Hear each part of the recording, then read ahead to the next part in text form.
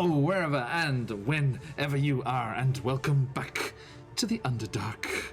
That's gloomy, cavernous part of the world, tucked away beneath the surface, where all manner of nasty, creepy crawlies dwell and skitter here and there, and get adopted by Corbin. Now, a massive welcome to my lovely players. Zakarn is lost in the void of space, but will be joining us very soon. And a massive hello to everyone who's there with us already as well. A big shout out to Agrike and Clown, is he there? And Baron Dragonborn, Daisy, hello. Welcome everybody. Thank you for joining us for our adventures. Yeah, Daisy's there. Okay, sorry, Swig. Prepare myself. As some of you, if not all of you, here already are well aware, this week is a special one for us here in our sessions here during this week's play.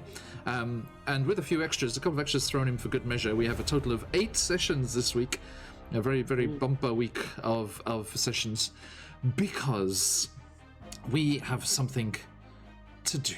Something that we want to do. You will be well aware of the terrible situation and everything that has gone down in Kentucky and the US last weekend, and the terrible destruction that they faced at the hands of several huge tornadoes that swept through the region. And it's struck home for us here at Phoenix Iwaki, not least because Daisy and friends are right there, although luckily spared damage to their homes, but also because of where I am here at the head of the channel here. I am based in Japan, as some of you know, but I'm actually based in Fukushima, Japan, which is not a level of detail I usually go to, but I was here 10 years ago as well. And that is when we had the massive earthquake and tsunami. And just the images coming out of Kentucky were so reminiscent of... Hey, Cosmate, how you doing? The images coming out of Kentucky are so reminiscent of areas of my city right here 10 years ago, after the tsunami's destruction, that when Daisy and Cos asked us if there was anything that we could do, I was like, fuck yes, there's something we can do. And we have got things rolling here, and we have been so lucky to have so many wonderful people reach out already and support our efforts here. A massive shout out to the wonderful people who are partnering us and allowing us to do a giveaway as a donation incentive for all of you lovely people out there. If you are able to donate, and here is the link in chat, please spare anything that you are able, and it's going directly to the American Red Cross, the disaster relief branch of the Kentucky American Red Cross. So it will be definitely going where it's needed, right on the front lines there of the relief efforts. And if you are able to donate, every $5 that you are able to donate is going directly into a ticket of our giveaway. Now, in our giveaway, we are very lucky to be partnered with some wonderful people. The fantastic authors and adventure writers at the Arcane Library and CZRPG have donated huge amounts of their work. CZRPG has donated 4 bundles of their epic encounter bundles, lots and lots of DM's Guild bestsellers in there for you to use in your games or to pick apart for pieces that you can grab there. The Arcane Library has given us just 1 bundle, but that bundle is everything she has ever written. The entire catalogue of the Arcane Library is going to go to one lucky donor. And then not only those wonderful people, but the fantastic people at World Anvil. World Anvil have given us 3 subscriptions to give away. And yet again, the fantastic folks at Play Nerd Allies, our friend Kyle, has donated 3 sets of the fabulous dice from Phoenix Dice, the aptly named Phoenix Dice, our friend Michelle in Taiwan. Beautiful dice, which are also up for grabs. Also, aside from all of that wonderful stuff, there are the wonderful people at Shard Tabletop. they have promised and pledged to give a full year Game Master subscription to anyone who offers donates $50 or more. That's outside of the giveaway. Every single person that donates that much will be able to get their hands on that year-long subscription for Shard Tabletop. And at the moment, as you can see, we are sitting on $500 there. I misspoke there because I'm about to make it $600 because one of my students just gave me $100 to put in there, which I'll be adding in their name. One of the local hospitals here in Iwaki. That was on the forefront of that disaster relief 10 years ago and wants to help out if they can. The $500 we're at there, and the next $500, as you can see, our goal at the moment is $1,000. Every donation that you make is in effect twice that, a double donation, because the wonderful people at Shard Tabletop, who the majority of their workforce is based from Kentucky, they have pledged to double all donations up to $1,000. So at the moment we are sitting on $600 once I add that hospital's donation in, but that is already $1,200. And if you get us up to $1,000 during this week, we will have $2,000 to send to the Red Cross and to those that need it out there. So really hope that you are able to donate to our very, very important cause that we're doing this week. And there are plenty of opportunities to do so. We'll be, as I said, we're running 8 sessions this week. This is our third of the week, so plenty to go still. Some very exciting things coming up. We are going to be running a one-shot roulette game on Saturday morning here, Friday evening in the US. And those are always very special games. We like to have some nice guests in. Our very, very good friend and charity worker himself, Dead Aussie Gamer, will be joining us for that on Saturday. And this is all up in the air. This is all something that just all kicked off Monday lunchtime and has been all moving parts, things in the works here. But I can now confirm, as of yesterday evening, our second guest for the one-shot roulette game. Quite a special guest. I shout out a few hi hellos to some influential people, shall we say, hoping that they would be able to join us. And this is someone who our friend Dead Aussie Gamer has had contact with before and has worked with before. We are very excited to welcome to the channel on Friday evening, Saturday morning, from TikTok, from Twitch, the incredible producer and content producer and streamer Quincy's Tavern will be joining us. Yes, what Ban said. Muted, but what she said. What they said, excuse me. Yes. Sorry, I love Quincy's Tavern. Oh my gosh. Indeed. We are very, very fortunate that they will be joining us for our charity stream at the weekend. Daisy, what? Yes, Daisy. Quincy's Tavern will be joining us to play some one-shot roulette, and we rolled up their character last night before Twitch died a horrible death across the world. Last night there was a huge crash all over the globe. But yes, before that we started to get the and Dead Aussie Gamer and Quincy's characters are going to be twins. They are both water genasi. So water genasi twins from those two wonderful people. Do join them. Quincy's, as you know, one-shot roulette throws up some very interesting random combinations of class. Quincy's is a water genasi. Let me get this right. Hang on, I want to get this completely right. He's a Hexblade Warlock Barbarian Death Cleric, which is just incredible. And his random magical item was a potion of Hill Giant Strength. So if you ever wanted to see Quincy's Tavern roar, then do join us this weekend, as I'm sure they will have the opportunity to do so. Right. Massive thanks to all of the wonderful people who support us. If you want to see the audio, music and things, everything that goes into our games here, please head on over to our VODs on YouTube and follow our Twitter as well if you want the news, exciting news about what is coming up this week and to catch all the streams that are going on, all the exciting things that are going on this week. You can get the chance to follow those there, and all of the links for all of our audio partners are there, and the VOD's information things there. A massive welcome to everyone who's joining us. A few more people are jumping in there. We are doing a charity stream for the Kentucky Tornado Relief, going to the Kentucky branch of the American Red Cross, and we are taking donations there. If you donate $5, every $5 in fact that you donate, those stack up, will get you a ticket in our massive giveaway. So please, if you are able, do consider giving to the charity that we are supporting here, the American Red Cross, in their disaster relief efforts in Kentucky. So there's the link in chat there. Please do join us if you are able to. Now, that said, let me say a hi hello to these three lovely people down here before we return to the happy little kingdom of Svrfneblins and deep gnomes that is Blingden Stone. Elora, who are you? Who are you playing? And where are they at right now? My name is Sam. I play Elora. She is a high elf assassin rogue from a now destroyed city, Mistranner.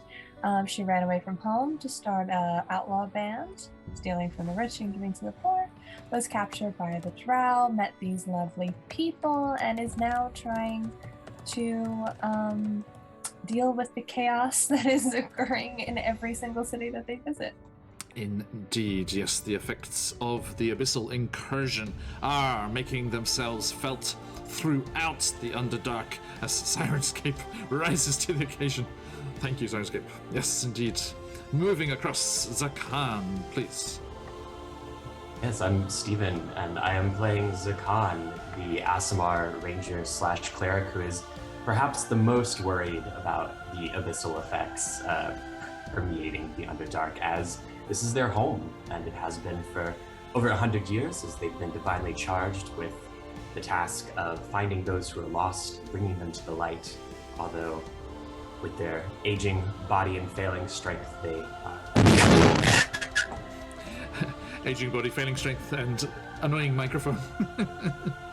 annoying microphone, is that right? Maybe that's all by myself for Christmas. Nice. No, it's okay. It was a brief addition to the... Sorry, everybody.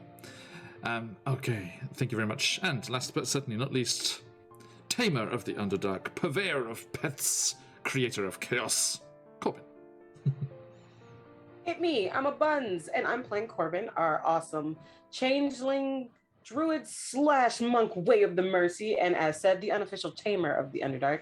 They came down here on purpose and have really found, I think, the best kind of group to be with, as well as some really fun animal companions, including the lovely Webster, and they have a dragon egg, and there's just a lot of things, and hopefully some new stuff ever since their spore stuff came in. Corbin, as I take a brief moment to say hi, hello to 225 Games and Chaotic Platypus. Good to see you, Chaotic. Oh, and thank you for the follow, 225.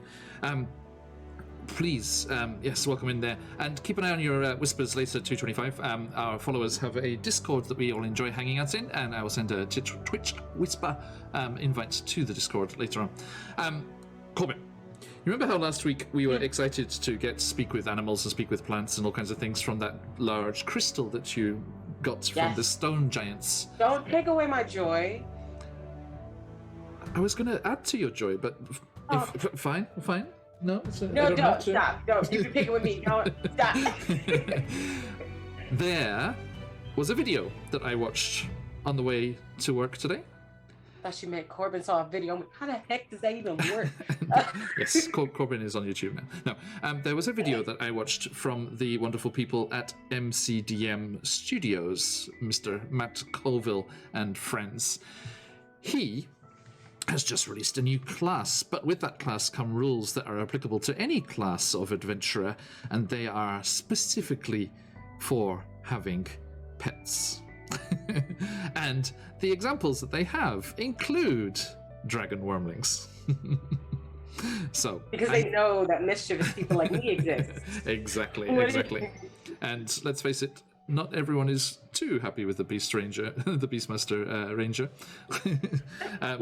It's less pet and more, like animals as tools. Yeah, right. Yeah, animals as tools. So I will definitely be getting my hands on that, and we can use that with your bouncing baby red dragon. A bouncing baby wormling. Can I just say I love the idea of Corbin as like a streamer? Be like, sup y'all, coming at you again from the Underdark. That's exactly what happened. As they like hang upside down with like a GoPro. Like, now as you can see here, things are about to get pretty spicy, so hi-yo. Oh, here Webster goes. Sick, here we go. I do see certain potential problems though. It's like, hey everyone, how's it going? It's your boy, Corbin. It's your boy. Today. That just keeps it exciting. Yeah. Keeps it exciting. You never know who you're gonna get. It's Corbin with an I or Corbin with a Y. You never know which one you're gonna get, but it's me, your boy Corbin. So that'd be great if it was an X. Is it like you could do it with like the Fire Emblem naming conventions where they have Byleth and Boyleth, so you could have like I don't know Corbin and Borbin. There we go. Corbin and Borbin. Corbin and Borbin. Borbins when they get spicy. Whenever they're drunk, they become Borbin. All right. Okay. So, did that work? I don't know if that worked. Did it work? I'm trying. I think it did. Cue alert. Yeah. No, do. Just a moment, please. Ha! There it is. Hoip. Ha! Thank you very much to everyone at Kashima Hospital here in Japan for their donation, which takes us up to a fantastic $600 with the pledge from Shard Tabletop, doubled to $1,200 already. If anyone is able to add to that, please do consider donating to this very important cause as we help out the American Red Cross in all of the things they are doing in Kentucky this week and beyond, I'm sure. Yeah, incredible work organizing this, John, like reaching out and pulling it all together and then just doing your part. Like, I mean, really impressive stuff. No, I mean, I was, first-hand witness to the outpouring of support and generosity that flooded into Japan 10 years ago from all over the world, and I was working at part of the the relief distribution centers. We were driving stuff around to nursing homes, hospitals, and things that were cut off, and there was so much wonderful, so many wonderful donations and everything from overseas, as well as and just everyone that helped out in those times. It's just it's a pleasure to be able to send some stuff in the other direction. There's a Mr. Rogers quote that I always like to bring to mind, which is, in times like these, look for the helpers, right? Like, I mean, when stuff is really bad, like just sort of knowing that there's people who are doing what they can to help out. Yeah, and I'm just glad.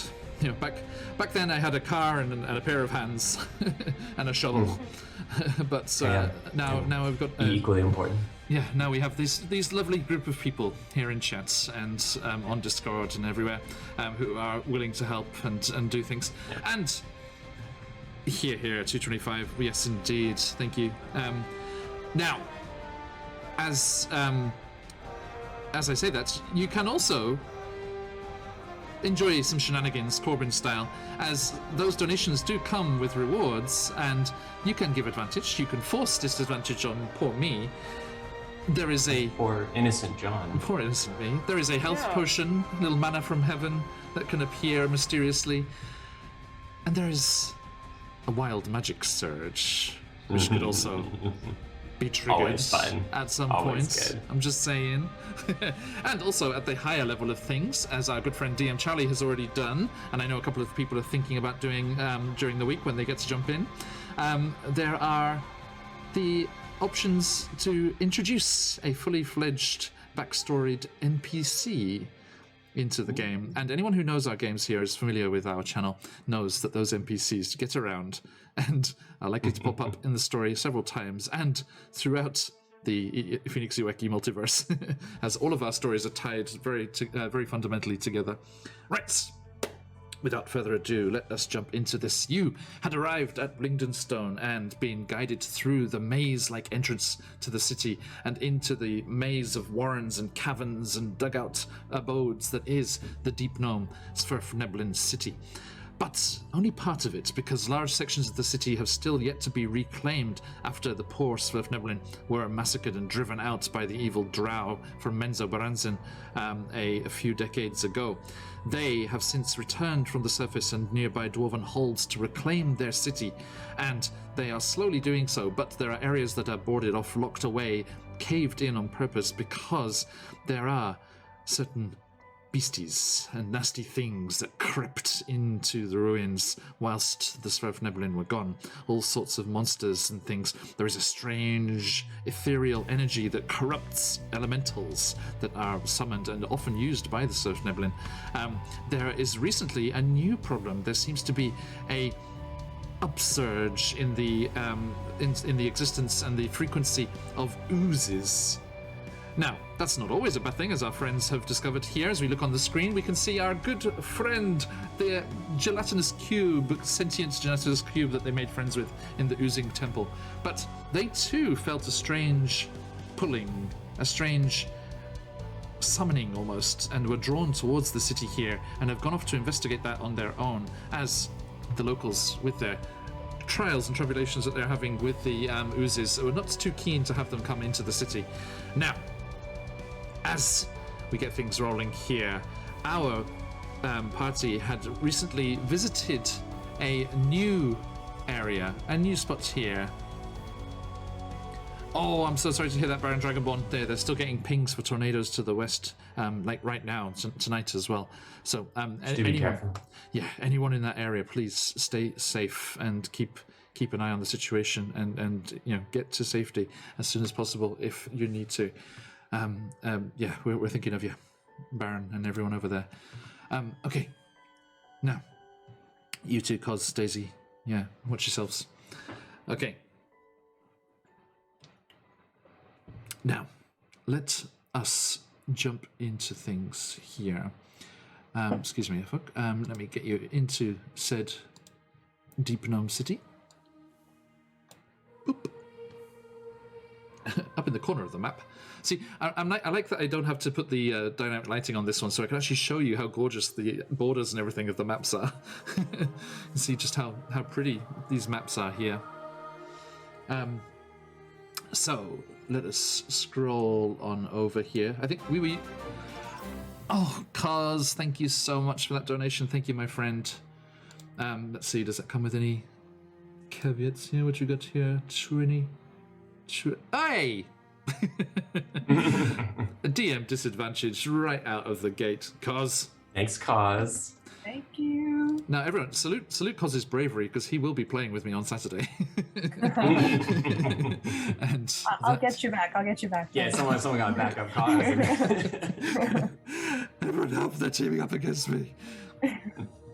No, I wouldn't have it any other way, especially in this circumstance. There's a disadvantage Ruby on me there. No problem. I'll say that, and I won't speak for my two companions here, but like disadvantage, wild magic, whatever, just mess me up. if you want to enjoy it, go for it. Mess me up, fam. Mess me up. It's nothing personal. Yes, indeed. Yes, for a good cause. We'll do. Gone are the days of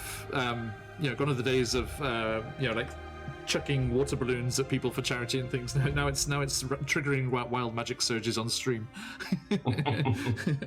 Sign of the times. Okay, where are you? You went through here. There you are. Okay, sorry, I remember. Yes, so here's the maze that they came through, the big defensive structure that is at the entranceway to the city. And then they came here into the main area. They discovered that some of the burrows, some of the residences of the Sverfneblin are haunted by ghosts of those that were unfortunately lost their lives during the drow attack. And they're not too friendly as ghosts go, and they can cause a bit of trouble. So that was mentioned as they were moving south here towards the main area to meet the leader of the city here. And they were here in Inner Blindingstone It is a gorgeous map, eh, Daisy? Yeah, it's very, very convoluted and detailed. If I could go right in here, right up in its grill. Ah! I said right up in its grill. There we go. You can see, look at these little burrows going down. Little stairways to adventure, little ways there through all this stuff going on here. I'm just going to quickly come up. Ooh, what's this? Ooh, what can this be? Who knows? Mysterious things up in the corners. That's one of the sealed off areas, so they'll have to discover what's going on there. They met with a druid, a member of the druidic groups here in the city, in this cave here where their spider friend is showing their location. And in that cave there, they found an ancient stone circle, a stone circle that's been here longer than the city itself. And the druid, the benevolent druids are all focused on dealing with the earth and everything. Buns, I think Forks would like these guys. You remember Forks? I was muted by my mic and not by Zoom. Yes, they would. The fire, the pretty fire. Yes, the fire purifies. Magma and lava focused wildfire druid that I played with Buns a while ago. Little cobalt druid. Our fully non-human party. It was awesome. Yeah, it was. Yes, awakened tree blights and everything. Divine tree blights. Now, Corbin, being a druid as well and seeking to understand their powers, talked with this deep gnome and was invited to commune with the stones of the circle here. And as they tranced within the stone circle and were cradling the interesting crystal that they were given by the stone giants of Gracklestug, the Duragar city, they were able to attune to the item and unlock its magical properties and discover visions in the stone, visions that the stone giants had warned them of, and visions of a lost enclave, a vast structure, stone giant-sized structure off in the Underdark, and they were Corbin was beckoned towards this location by the crystal in a flash of vision. And then they returned back to the here and now with their friends. And that is where we will dive in here. Sorry, have I finally finished talking 40 minutes later? Thank you everyone for hanging out. Excuse us. We've got a lot to talk about. A lot of worthy things to talk about here. So, Corbin, what you doing? As you come out of this trance and you are now attuned to... What was the name of the crystal? There's Stone Speaker Crystal? The Stone Speaker Crystal, yeah. Yes, yeah. The grey cells are working. I'm only laughing because that was my whole self drawing a whole blank. Just the what? The what now? The what? Yeah. The what? Look, guys, you have to get used to using magical items and diving into things. I now have this Vault of Magic from Cobalt Press. It has nearly 1,000 magical items in here. So Cars, thank you for all the give them to me and to Laura. By the way, I have also donated all of this month's Twitch revenue to our cause today as well. So that is going in that direction as well. So if you are subscribing, thank you, and know that it's going somewhere worthier than me. Okay. So, sorry, Corbin is definitely, when we left off, they were like, okay, guys, we have, like, subconsciously their body was already kind of going in that direction. And then just kind of look behind them, kind of like when a dog is like, I know I smell something over here, and you kind of, like, I'm expecting one of them to go, what is it, Corbin? What is it? What you got, Druid? What is it? Because they're like, we have to go this way. It's very reminiscent of what our gelatinous cube friend was kind of doing when the way they were like, I need to go. Of course, that was the other thing that I didn't mention, did I? Yeah, that was the northeast of the city was the source of the abyssal heebie-jeebies. The heebie-jeebies. I'm getting the heebie-jeebies, and they're telling me to go that way. Yeah, I think Zakan was probably watching Corbin through like the whole meditation, like with a lot of interest, if anything else, because they're, for whatever grumpiness they have, they're very invested in Corbin's journey.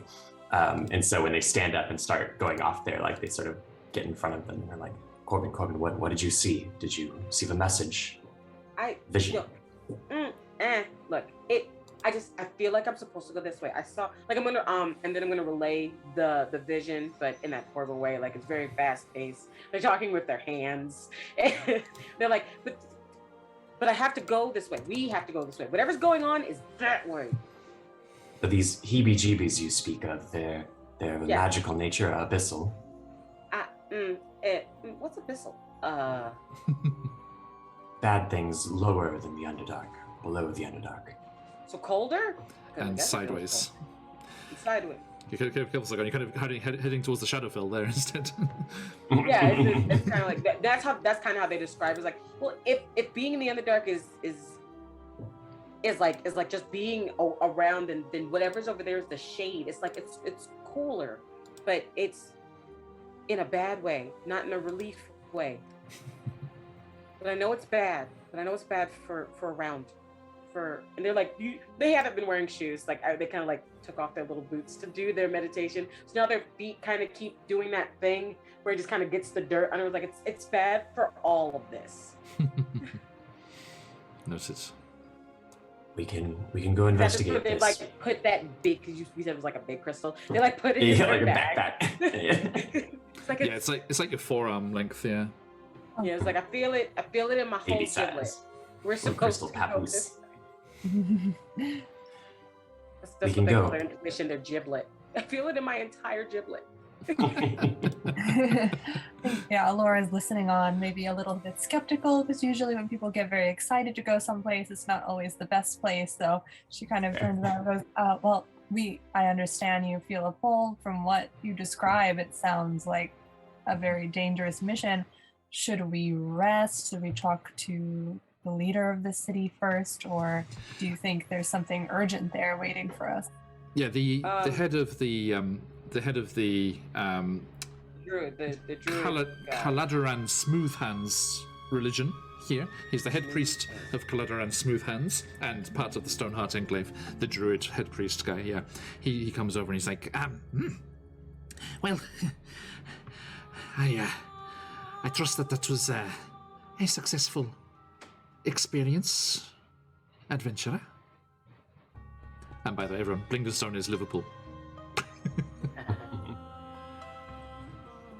Just because Jim Jar's a Scouser, right? Jim Jar is 100% a Scouser. So now his whole city is Liverpool. It's Liverpool. Yeah. Oh, ferry across the dark lake. Singing traveling songs as we walk to our doom. Well, then they kind of. You said they are still there. Yes. No, this is their gig here. They spend like their a lot of their time here. Quest giving. So they kind of look back up at them like, how do I? Yeah, 'cause remember, he also asked you to go and reconsecrate a shrine in one of the sealed off areas. Well, I don't know how I ended up with the main character part.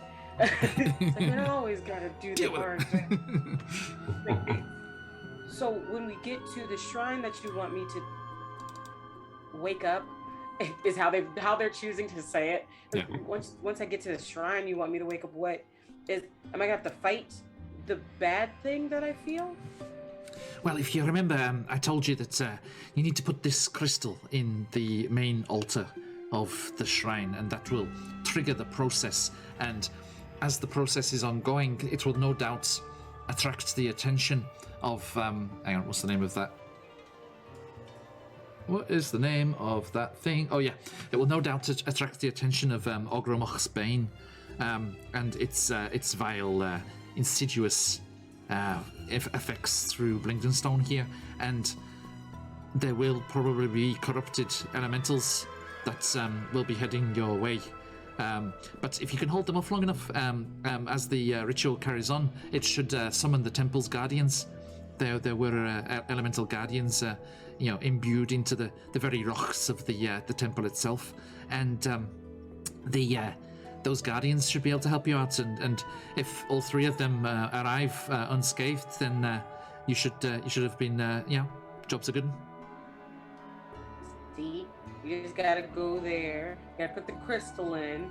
We gotta shoo some things away, and everything will be fine. I mean, it's not like I'm asking you guys to go inside of a weird maze so that I can fight ghosts in order to get a magic sword. I don't understand. Oh, okay. Shots fired. For the record, I said I would go by myself. I never asked you to follow me into the dangerous It's literally my job to follow you. Better. What are you talking about? We need to homebrew a feat for Corbin called Button Pusher. If you're trying to hold it against me, I'm not holding it never against let you. you I'm just accompany it saying, very good. does that sound nap worthy?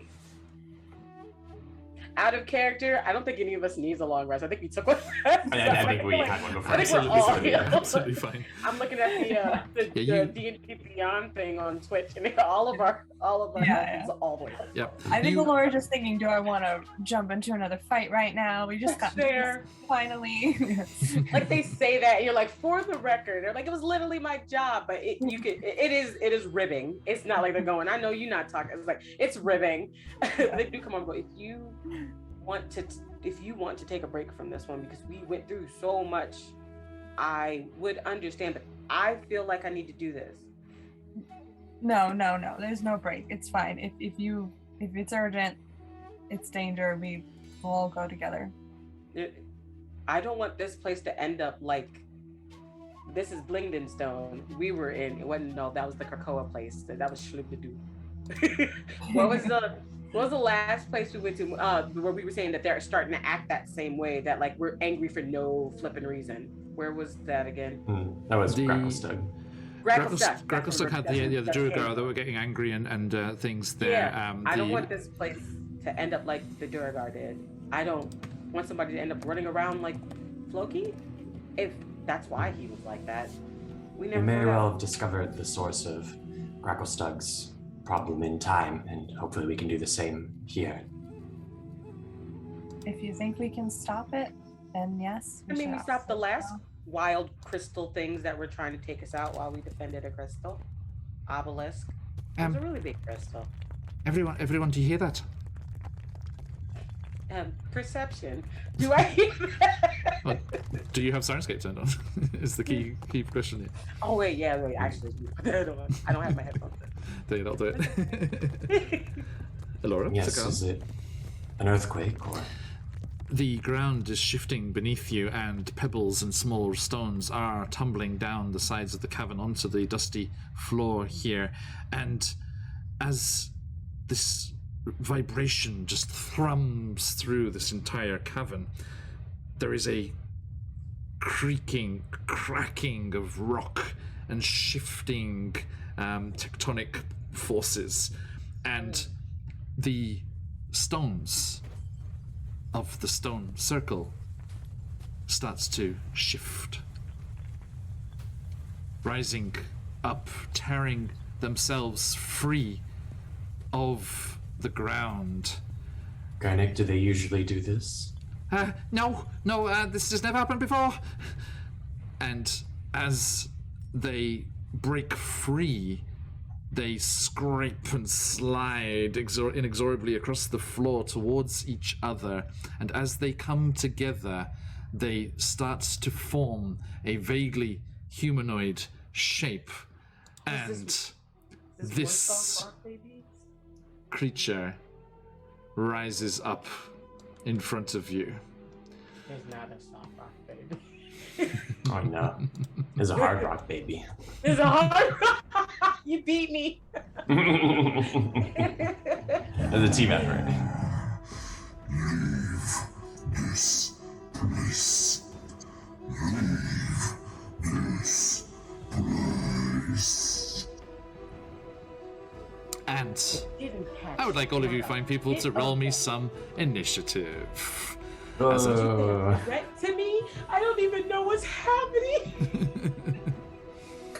The mic peaked. Oh no. Okay. Corbin, you didn't say anything to the stones, did you? To be fair, I say a lot of things to a lot of things. I don't know if I spoke to this stone specifically, but if I did, hi. It was like 10 minutes ago. Yes, 10 minutes ago. Ooh, I rolled a 16. Nice, nice. Okay, let me get you. Actually, how do I? I just realized we don't have tokens on here. I need to get you in here. Get in there, guys. Get in there. I'm just swept. Put me in, chief. Put me in, coach. Put me in, chief. Sorry. There's a Corbin. Oh, I'm on the DM now. No. I'm about to say, I'm aware. There I go. There you go. There's a Corbin, and there's an Alora, and there's a Zakan. And 1, 2, 3. Add turn. There you go. Type them in there, folks. And let's get Thank you. a bit of a scuffle. 225 games. 225 games in chat. Corbin's face during that was the best thing ever. 10 out of 10. Yes, Buns is delightfully expressive. Thank you. How's our big rock friend here? Probably not the fastest. It would make sense for them not to be the fastest. Middling. Could be worse. Okay. So, But of course, the Loris first. of course. Yeah, it's like when we're doing initiative, it's just like, okay, who's second? Right? I regret that feat. I regret it. Maybe you have to think first. No. We're not doing a map or anything here. We're just gonna keep it on here and keep it theatre of the mind. Agony K is lurking with a natural 20. If you've got them, folks, let those phoenixes fly. Okay, there it goes. But let me see if I can get a natural 20 on the perception check. Agony K. I'm looking for you. I search for you. I do not find you. I got a natural 1! Whoa. Wow. Once more, if you got them, folks, let them fly. I gotta get both of them. Okay, hold on. Agony who? I do not know anyone of that name. Disappeared into the tunnels of the Underdark, velveting away as our drow rogue in Ravenloft likes to do. Okay, thank you, Daisy. Right, okay, folks, this is kicking off. Let us get into here. This creature just comes rumbling up and roars at you, and you see various Sverfnoblin who are curiously looking into the cavern from outside, wondering what's going on with these newcomers, and other people coming and going about their business out in the thoroughfares of the city. Just scatter and just they drop some things that they were carrying. Some shopping there goes rolling across the thoroughfare, and they're just like ah, and they kind of gather up their little Sverfnoblin babies, like the little baby Ewoks in Star Wars, and run for cover, and then they remember that there's ghosts in their house. Like, oh no! They come running back out. And Oh gosh, I just want to make them someplace to run. Like, they're good. They run off to somewhere else in the city. And this large One of those houses has a elemental friendly ghost. Myrmidon, Yeah. sorry, is coming at ya. Yeah. Where's Casper? We need Casper up in this place. Yeah. It's like a gothic mansion that they all go to, and then they have like a teenage prom. teenage prom. There's a prom scene in Casper. True. I think I love Casper. is that an official request for me to pick up the Strixhaven book, the new wizard school book that they have with rules for how to do a prom. I'm okay with that. The Frostmaiden crew have already gathered various babies from across Icewind Dale, which they are planning to put into a magic school adventure sometime in the future. But, so Right? they That's could what be I wanna joined. do. I just want to go around saving. They could be all joined these by a important- red dragon wormling. That one stays with me. Give us the prom session that we deserve at the end of all this. But at this point, when they're going to school age, Corbin, they'll be like, "No, Mom, just let me go to school. I just want to learn some stuff.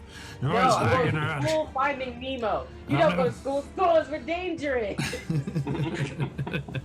Okay, so Elora, naturally, resplendently. Laura it? cannot be surprised, so she's constantly scanning the area and immediately puts our hand on her weapon. I also realize I have this trait, Assassinate. You have advantage on attack rolls against any creature that hasn't taken a turn yet. I Nice. haven't taken that. And Let's a do hit is that. an automatic crit, I believe.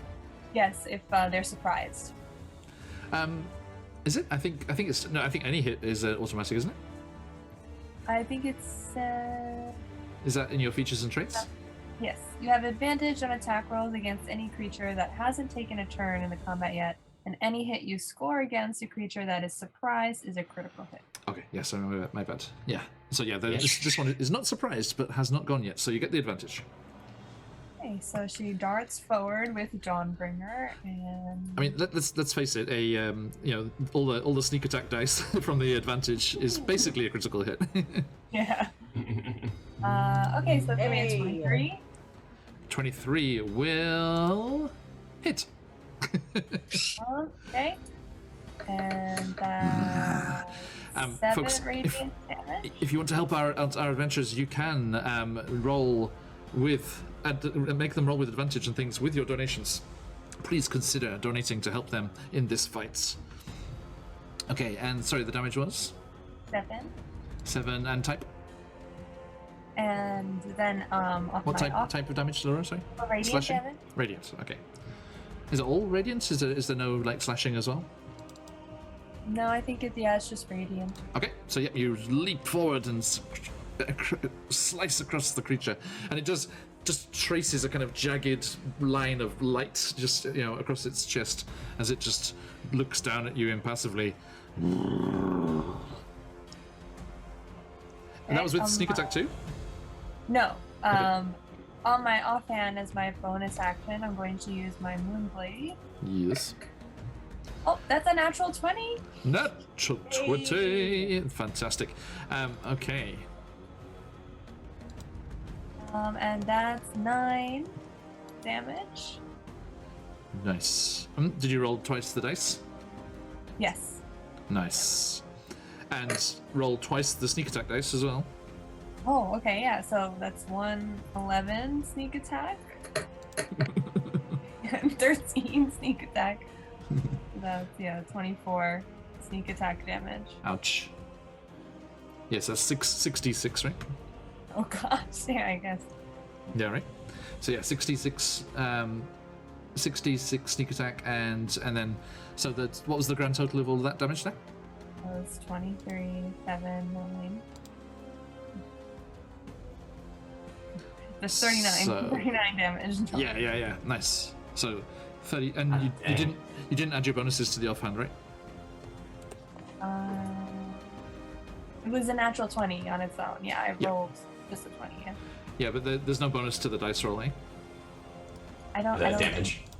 I don't think it came with the bonus. No, I think when I rolled it, what I got was the B, the little Mm-hmm.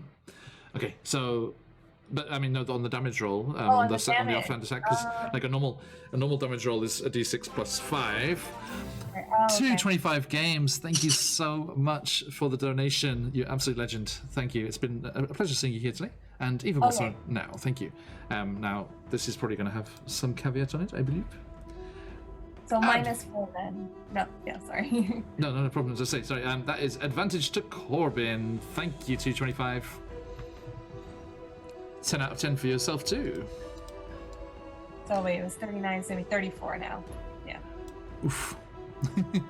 Oof. Okay, thank you. So with that vicious attack, the two blades whistling through the air, carving gouges into this large elemental's form as they wield this massive rock warhammer above you there. That is going to be a very nasty hit. Thank you. So that brings us to next up, Corbin. Okay. Can you still hear me? Yes. Okay, cool. I have an idea. I just hope it works out the way I want it to. Well, yeah, we always gotta hope that thing. Yeah. I would like to. Now I have my mace. Could I make my mace my monk weapon? You do that when you wake up, right? Yeah. Uh-huh. Okay. Noted. Because I know that for what my monk weapon is. Yeah, with your monk weapon, that the dedicated weapon. It's just something that I picked for the day. Yeah. Yeah. But that weapon gets extras. I'm Okey-doke. trying to find a thing so I can actually read it for you. That's the flight missiles, missile position, arm. It's not in my features.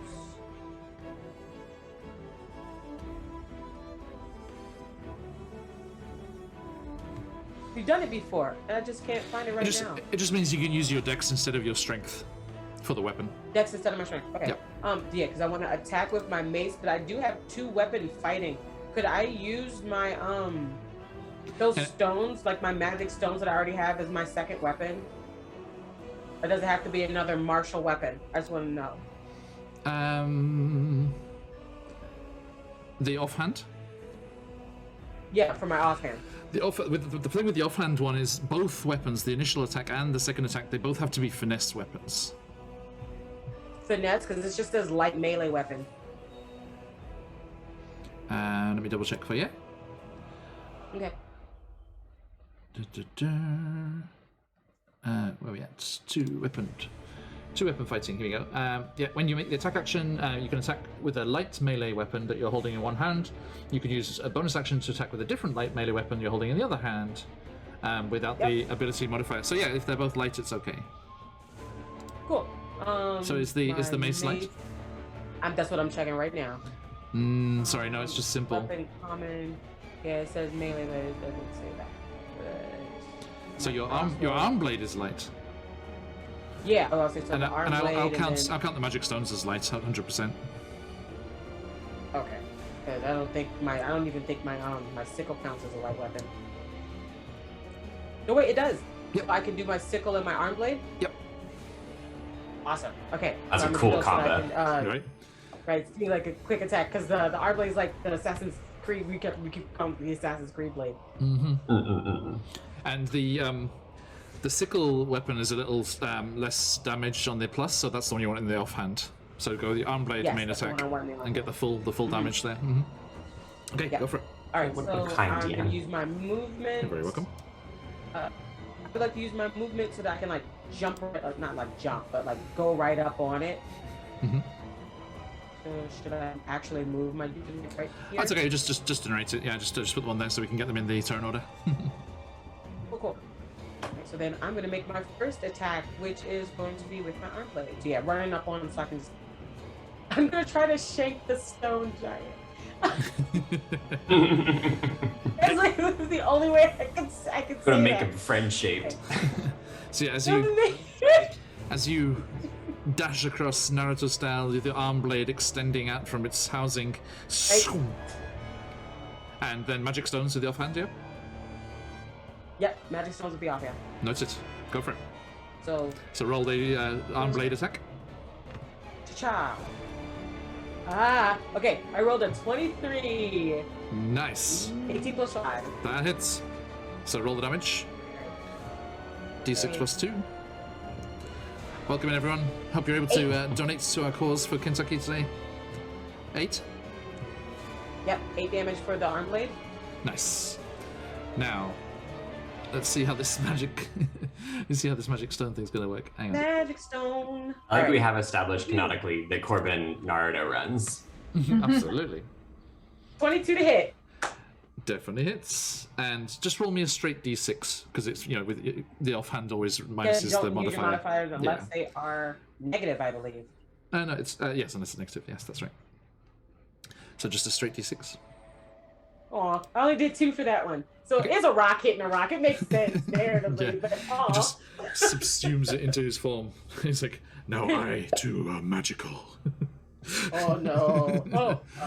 No. He is actually already. His attacks are magical already. So the grand total there was 9. I want to say 9. Maths. Yeah, for a total of 8, 9, 10. 10. Sorry. Excuse me. 10 damage. Nice. Fantastic. Okay, you leap into action, and that is done. Now, Nice. Sirenscape is ominously quiet. What are you doing, Sirenscape? What you doing, Sirenscape is still just like choiring at me, so I don't know. Right. I don't know why it's choiring. I'm gonna do this. I bet there's a there must be an Earth elemental battle. There must be Sirenscape. Search, search, search. Give me Earth Elemental Battle. If not, I'll just growl into the mic. I just be like, "Rah," into the mic. Using my throat singing. Nice. Let's see. Da-da-da-da. Do we have? Let's try this. What's this one? Rawr. Yeah, this is boss battle shit right now, and I'm here for it. There we go.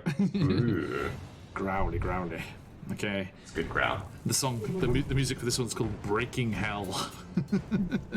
Wow. Nice. Okay. Okay, so as this thing lumbers towards you, its momentum building as little pieces of stone crumble off it to the sides from the wounds it sustained already.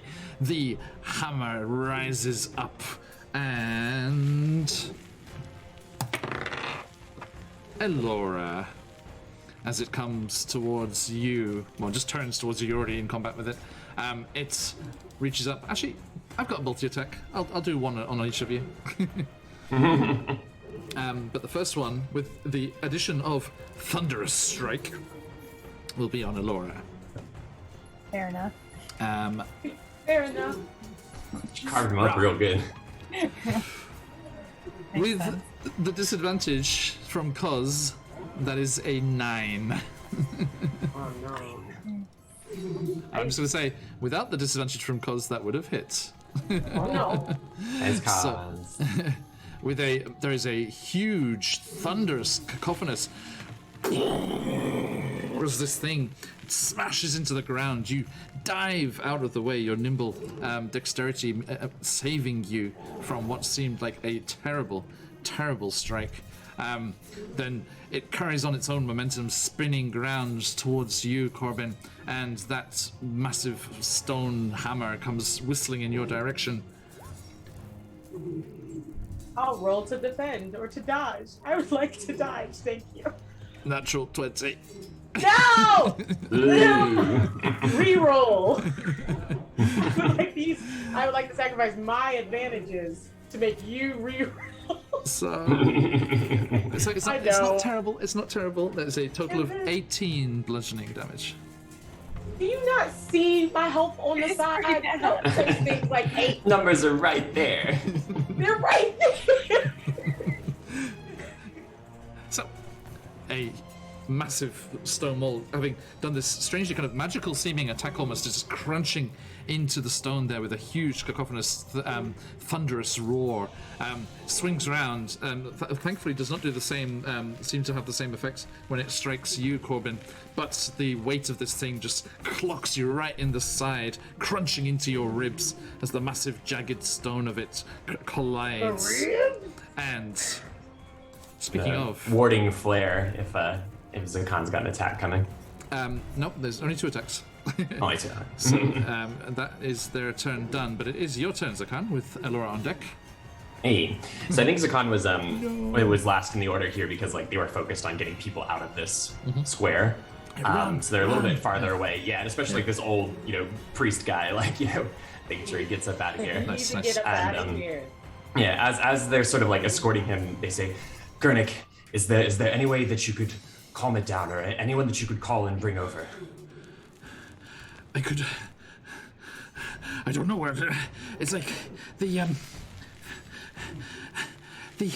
only thing that we usually do in this situation is summon earth elementals, and if they are also corrupted, then they'll just join the fight on its side.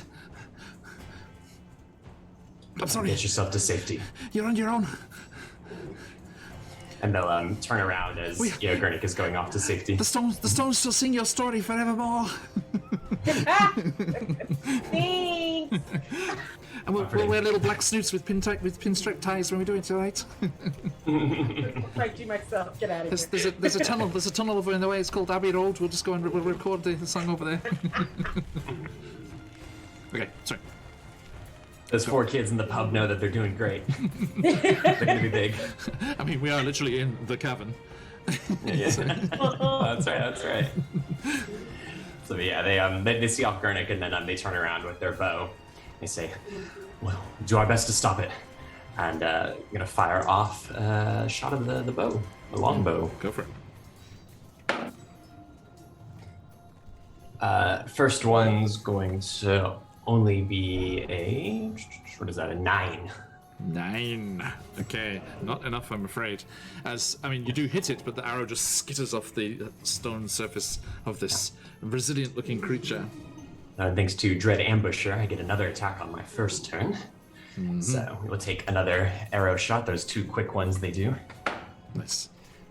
That's going to be a little better, that's a 15. A 15 is still not enough. Again, the arrow just keeps Okay. clattering off this stone surface. Yeah. It's a big So void. this ties in nicely to what I was thinking actually. So those like clearly are not working, and so what they do is using their little burst of speed, they also get in this first round. They're going to run so they can position themselves kind of in the blind spot of this creature, and as they're running, they pull out their rope, and John may have an idea of what I'm going to do with it next round, but we'll see. Excellent. Okay, we're going off on its ass, are we? we maybe. All right. Okay. So, as this creature turns, looking this way, and that's these insignificant flesh bags darting here and there. It is the speediest of said flesh bags. Elora. I promise I'll never call you that again. Sorry, Elora wouldn't take this. I might, but Elora would. So yeah, after diving out of the way and then seeing it clock, Corbin right in the ribs without hesitation to the ground to dart forward. I got distracted. Gurnik does do one thing as Zakan ushers him out of danger's way, and he's leaving. He's like, all right, yes. Well, just know that we'll sing your praises or your memories, whichever way it goes. And he reaches out towards. Let's see here. He reaches out towards Corbin. He's like, the stones should not have betrayed you like this. Hang in there. You've got this. And is casting Healing Word in your direction. You get 5 HP back. Okay. If Zakan will excuse me, using his sheet.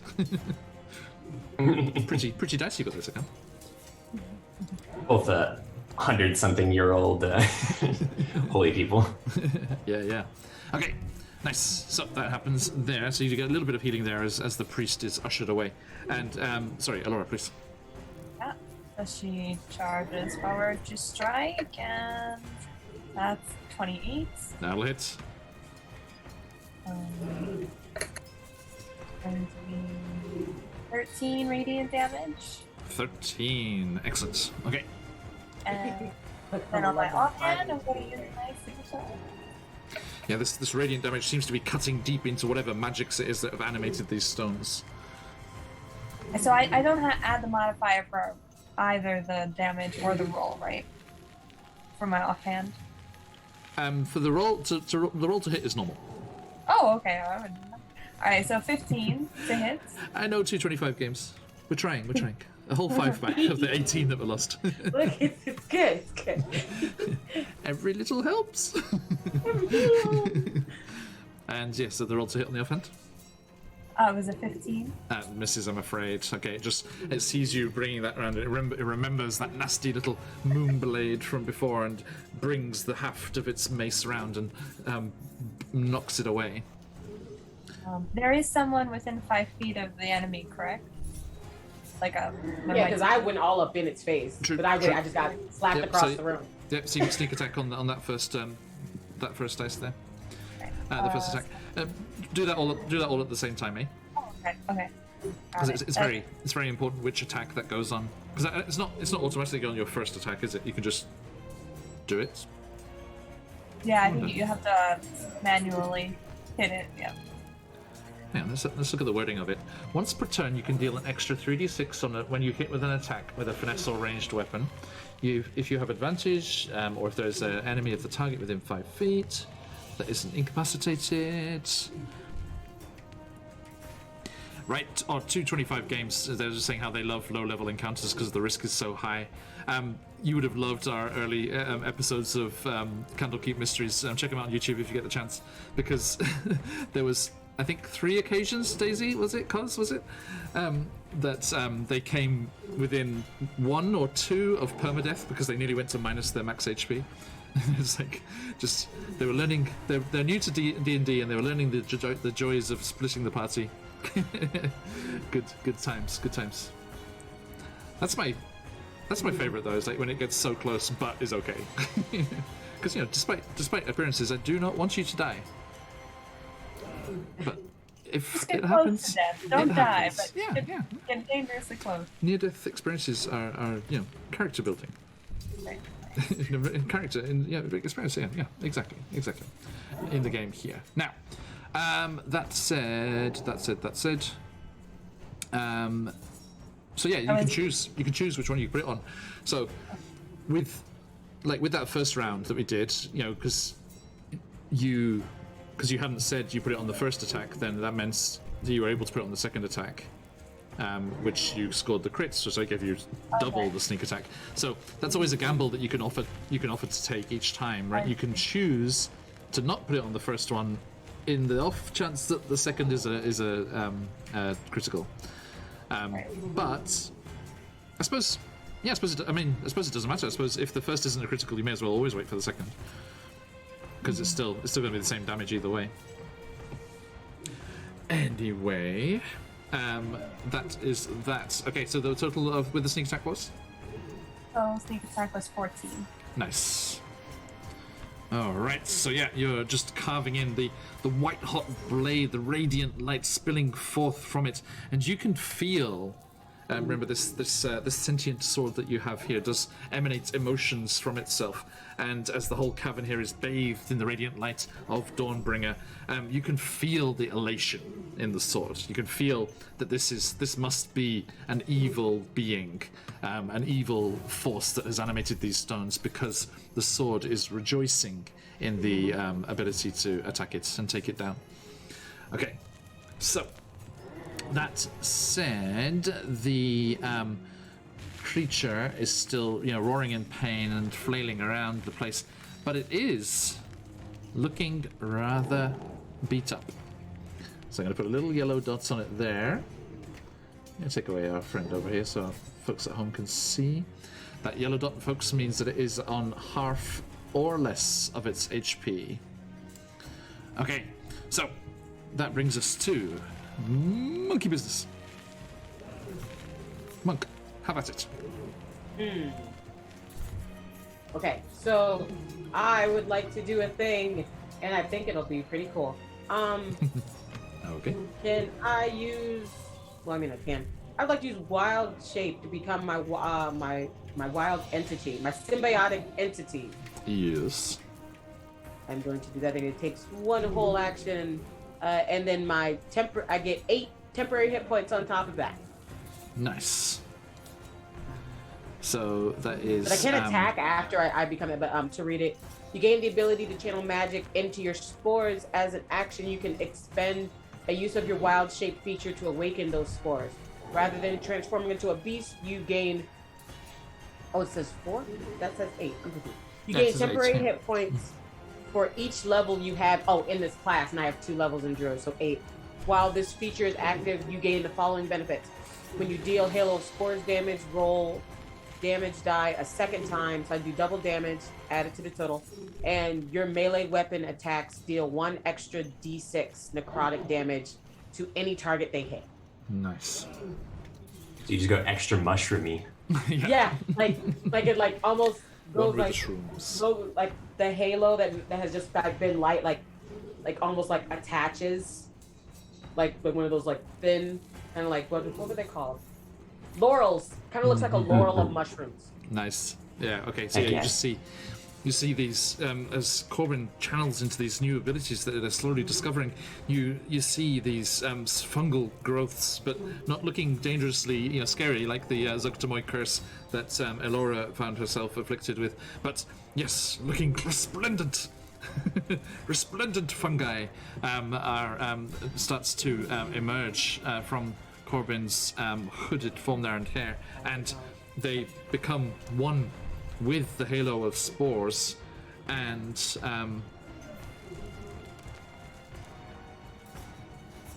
let me have a quick check here. Okay, so yeah, so you've got your 8 temp HP there. Yep, just did it. Excellent. And yeah, if you do the halo spores, it's double damage, and then an extra d6 on melee. Nice. So I'm marking my wild shape. Any bonus action?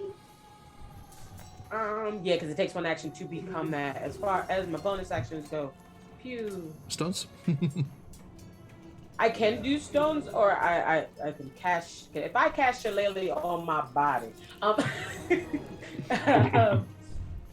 wait, no, that wasn't the thing. Yeah, I'm gonna do magic stone. That's the easiest thing to do instead of an unarmed strike or anything else. So let me roll the hit with that. Well, actually, you're using the mace, right? You could make you could cast Shillelagh on the mace. I could cast Shillelagh on the mace, but that would be using that cantrip would be my turn. Would be just be casting Shillelagh on the mace, right? Is it a what's the casting time? No, the casting time is a bonus action. Yeah. Okay. All right. Yep. Awesome. I mean, it says club or quarterstaff, but I'm going to say there's a symbiosis between your druidic powers and your monk powers, so that your monk weapon is able to be cast as a shillelagh. Thank you. Okay. That's Because not what hit.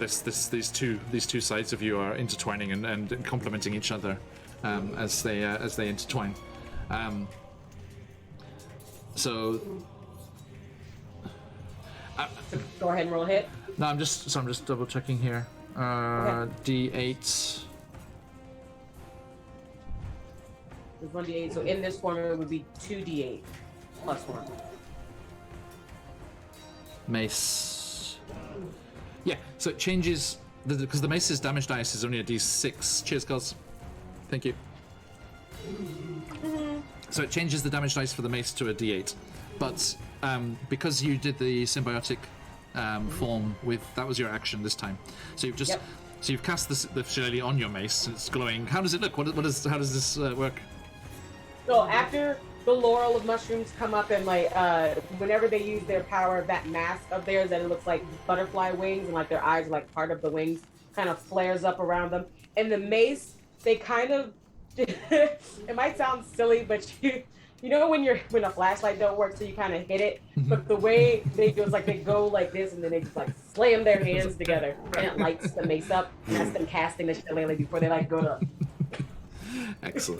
Excellent. All right. Okay. Isn't that a magic mace already?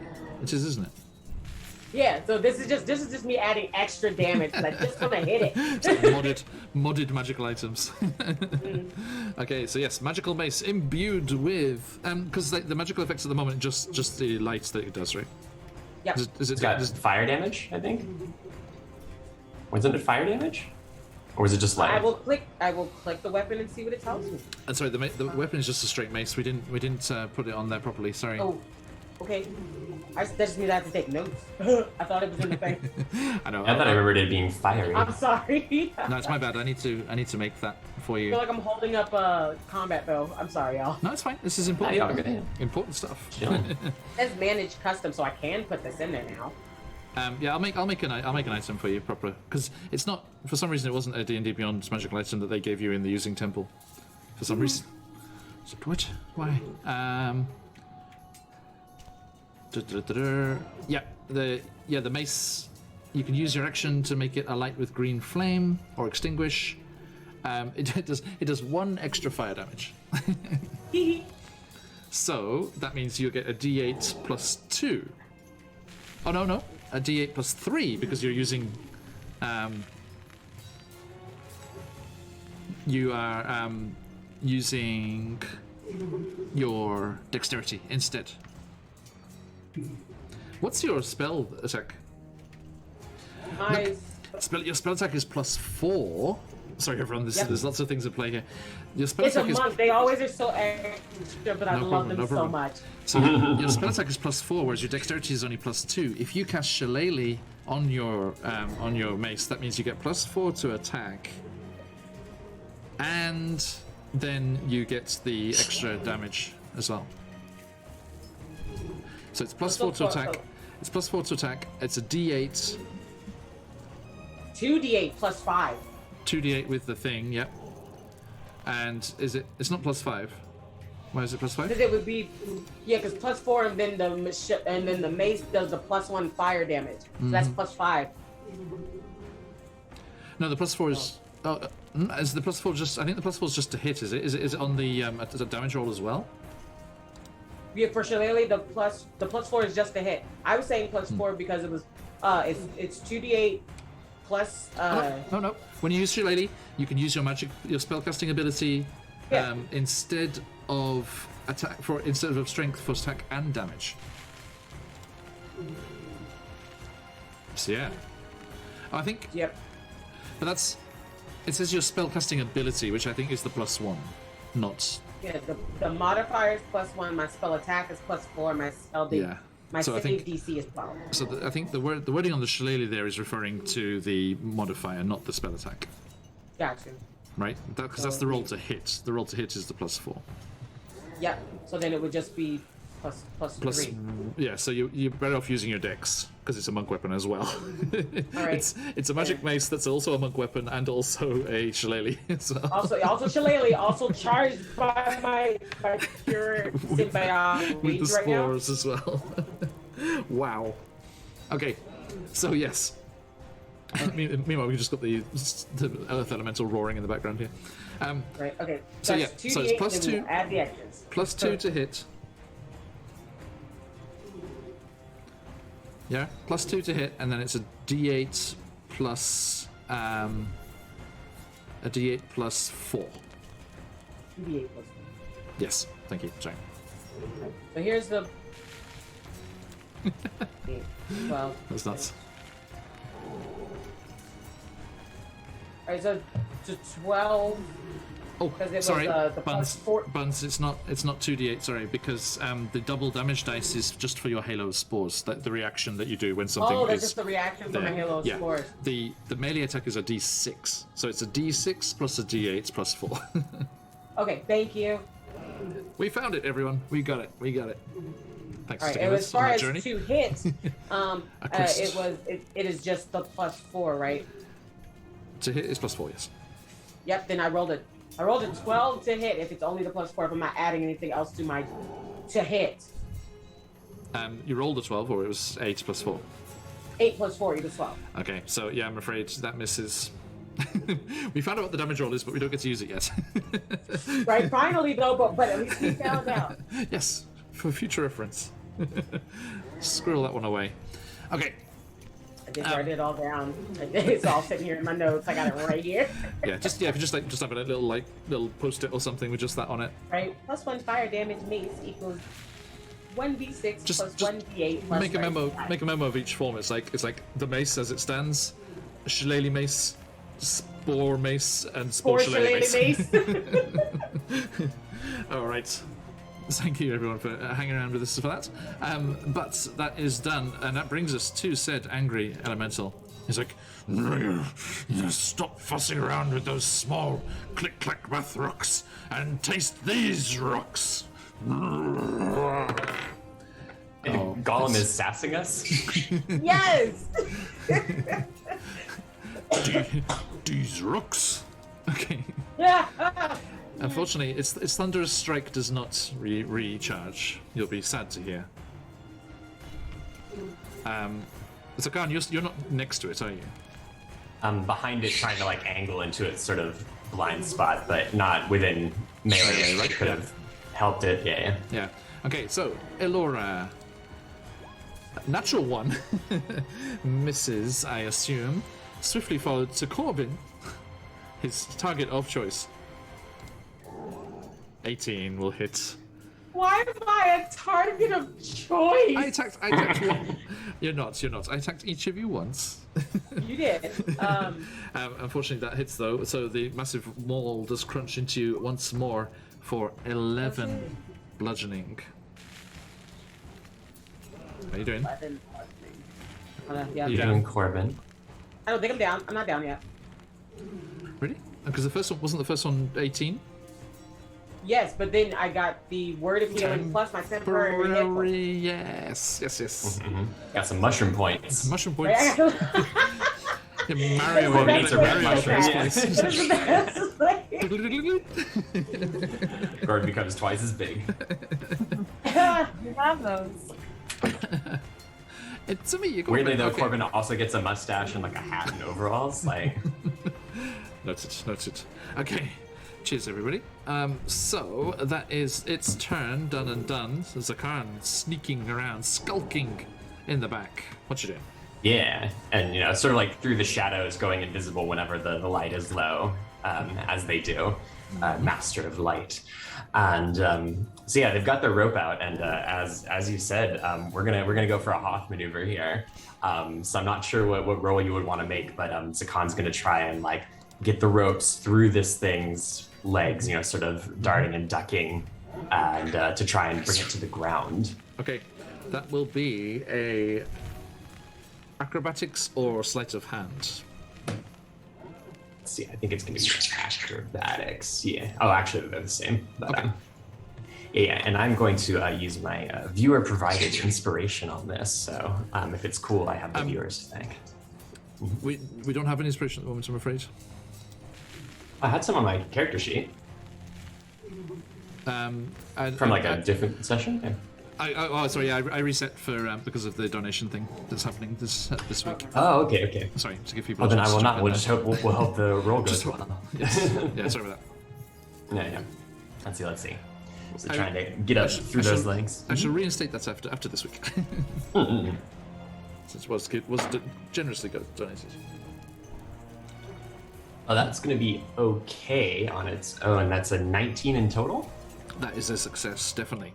Okay, nice. So I will say that is. Are you trying to? Trying to like get it prone. I guess like tie it up so that it'll fall over and go prone. Okay, so yeah, I'll force a dex check on it for that then. Its dex is +0, and Yeah, the rope that I have as a DC 17 strength tech to break as well if they if you want to go that route. Yeah, Thank you. But right now, this initial capturing of the beast, as you like hog tie it, is going to be a dex check to see if it can stay on its feet. Boop. 8. 8 isn't enough. Okay, so Corbin, Laura, you see Zakarn come dashing forward, probably going to lay some foul magics upon this creature, but then nope, he ducks and weaves and dives and ducks and bobs in and out, and there is a rope that is weaving around this creature's legs, and then with he plants his feet against the calf muscles of this creature, cinches it tight, and the sudden motion causes the creature to stumble and fall prone to the ground. Kaboom! Giving advantage to anyone making a melee attack. Elora. Would Hello. Okay, sorry. Any bonus actions ago? That was would I still have a bonus action? Yeah. Cool.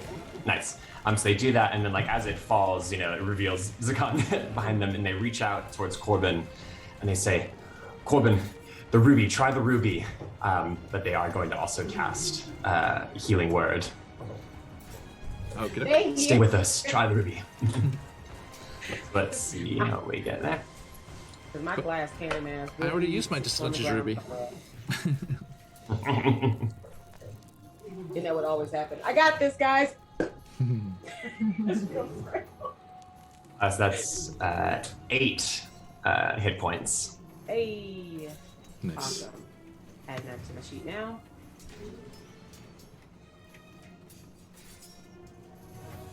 Okay, Elora, please.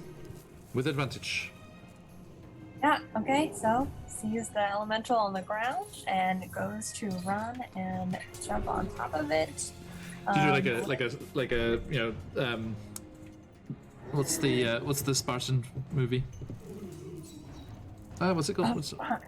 Yeah. What's the Which what's Spartan 300? movie? That is a category of movie. That's yeah, not. the one that's really stylized in that comic book? 300, yeah. 300? Yes. Yes, it's like in 300, you like it's like slow motion, like actually, no, sorry, two swords, and just like bringing it down. So it's cheers, Daisy. I should watch And I that. missed. Well, you have advantage. Wait, let's go Yep, again. yep. I have advantage. And I got 2 1s in a row. Oh Okay. wow, everyone! Yeah. Stop. Oh, yeah. You know what? Just because I'm enjoying myself, Laura was and like going I'm for very where happy it with all the was, but generosity then of it things. fell over. New rule, new homebrew rule in our games. If you have advantage and you roll snake eyes, that is a wild magic search. All right, fair. What are the? Because the chances are so slim. Yeah. Yeah. Okay, I'm doing it, saying it on camera here for everyone. So I must I- like slip or something, like skid I'm or still something. letting them Right. fly though. so Elora, roll me a D100, please. Oh, wonderful. It's okay. Some of them are very benign. Some of them are beneficial. I want to be paranoid again. 17.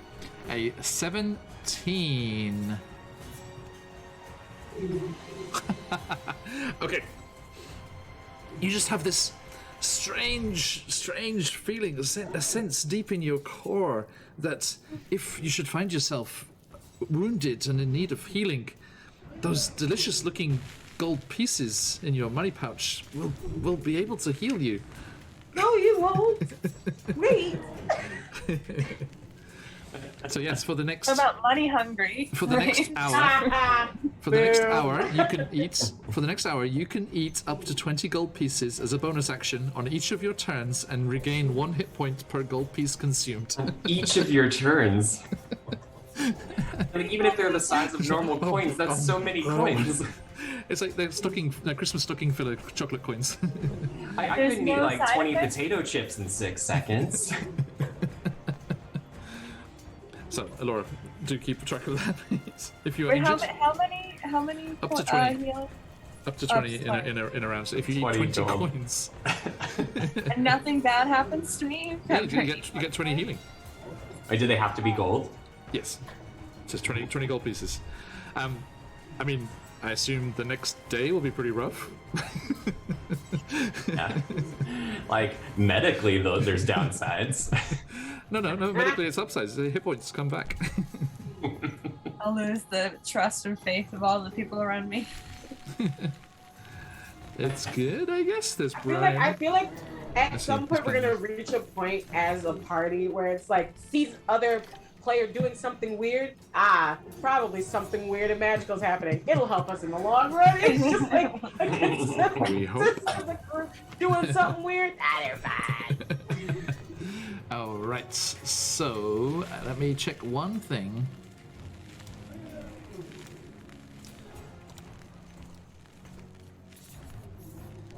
Okay, yes, you do not have to hit with the first attack to still get the offhand attack, so you can still take that.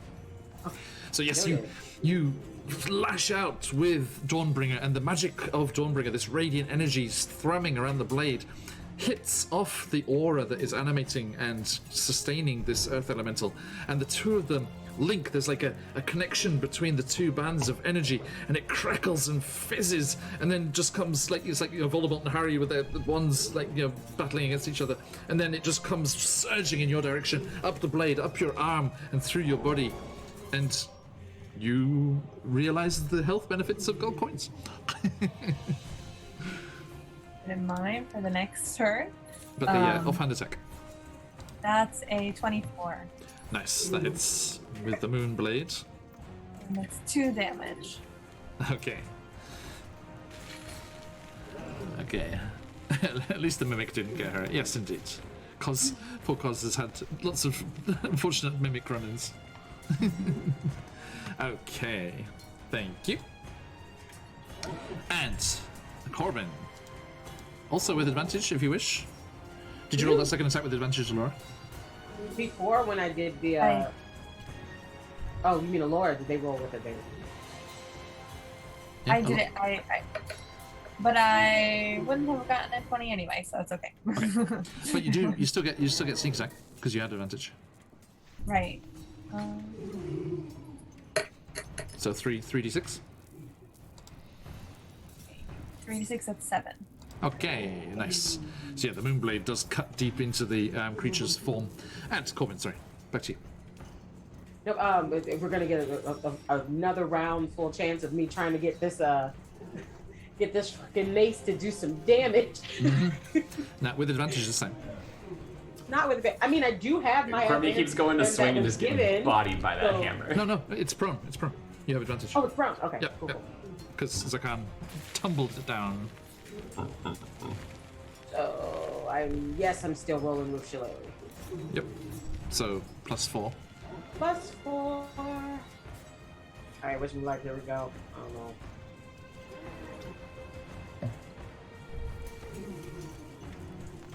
What was that? Are you kidding me? Are you kidding me? Did you get double ones? We got Did you Sega also again? get double ones? No. No, it was the first one was like it was on the 20 and then went boop to the 2. Oh. So the first one was a 6. Oh no. I mean, it's a 6. I can't re-roll nothing. Wait, yes, I afraid. can. Did you roll with advantage? No. That was just the first roll. Okay, there you go. You have This was advantage. my second roll. I was just mad because it was oh great. I complained about a 6, and then rolled a 6, so I rolled a 10. This is amazing. Oh, okay. Yeah. So yeah, just And this. can I do my bonus action since that doing it? That was. You have 2 attacks, right? Yeah, with my 2 weapon fighting, so technically I have my No, my the 2 weapon fighting is the bonus action. It's just the bonus action to do the second attack. okay. Yeah. So unless you have any movements, that's all I'm afraid. Wait, what just Mike, is happened? it really okay for me to fight these stones? You attacked once and missed, yeah? No, I thought you were saying that I attacked with advantage. That's true. why Yeah, so I yeah, you rolled. have your offhand with advantage as well. Yeah, excuse me. And I have my offhand. Okay. Excuse me. So then it's the arm blade, which I'm attacking with it twice, or with advantage. I can see which one. Yep. Yep. Now the 14. I don't think that hits. Do you know about the right clicking thing on D&D Beyond? Oh yeah, no, I'm clicking it. Yep. Okay. Because if you right click, Right, and then I can put it on you advantage. can turn on advantage. Yeah. I can see it. It's useful. Right, fancy. Still didn't hit nothing. I rolled a 4, unless a 14 hits. I'm afraid not. This is a tough, Yeah, tough, I didn't tough do fella. nothing. Okay. So yeah, you desperately I'm rush just an out. angry mushroom, Corbin. I'm just angry and have a mace. Yes, indeed. But are you or are you not going to use your reaction to force him? To force that thing in there, yes. Yeah, I right. just look. So It's your like halo, and then I peek her, sir, kind of situation. I wanted to. you see like little glowing spores in the air start just like linked onto the creature, and that is But, a save. What's the save? Con save? For those sports. So halo of spores, yeah. Yeah, con saving throw. Yes. All right. And it would be 2d4 if they fail, right? Yep. So, con save, DC 12. That's a 15, I'm afraid.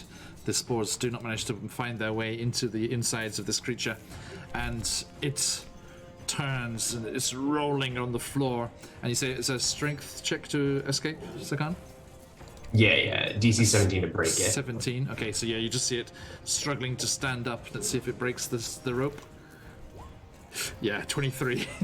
Okay, so yeah, it just starts to move and it just and it snaps out. I'm afraid you have to remove that rope. It is destroyed. Yeah. As it the rope. lumbers to its feet. How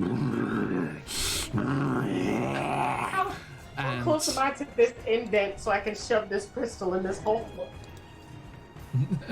say again, sorry. Aren't we? Did this thing? You're still sorry, this might be a you're late still at the stone question. circle. We haven't even gotten Yeah, to the no, place. you haven't gone to the temple yet. Yeah. I'm afraid. Let's see if that nasty ability recharges. Does not. I'm happy to tell you, friends. Now, Zakan, you are also there now, so I shall roll to see who they attack. Yeah, so we'll. Yeah. First maul attack goes towards Corbin. Sorry, Corbin. I'm rolling. I swear I rolled it. No, it's fine. I believe you. You guys had a connection. That hits you. Can I talk to it? Hits you for 10 bludgeoning damage. Okay, no, that's for what everyone has helped me heal so far. That is. Okay, good. And the second small attack goes for Elora.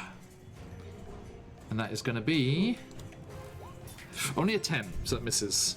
only has eyes for you, Corbin. Okay. I thought what we had special.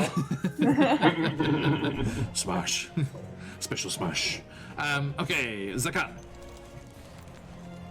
You're kind of ducking and weaving. It's like the mole. I mean, he's attacking the others, but the mole is just flailing around, just swinging around in wide arcs. You're just like ducking underneath it as this whoosh, this huge, heavy stone mole just goes whistling over your head. Yeah. So I think what we're going to do is, so they sort of roll, back as it's going to stand up, and they place their hands onto this creature, and they cast Word of Radiance. Ooh, okay. Which is a Constitution saving throw. Okay, what's the DC on that? Let's see, I think that's 14. 14. I got a 9. Oh, 9, all right. Yep. So that's going to be 2d6 of radiant damage. Let's see Nice. what we get here.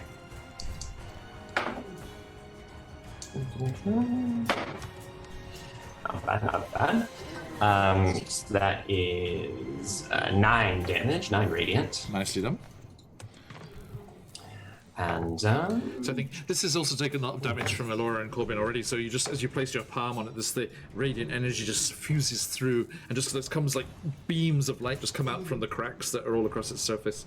Just like, licks up like you may say a Christmas tree. Okay. it looks real fancy.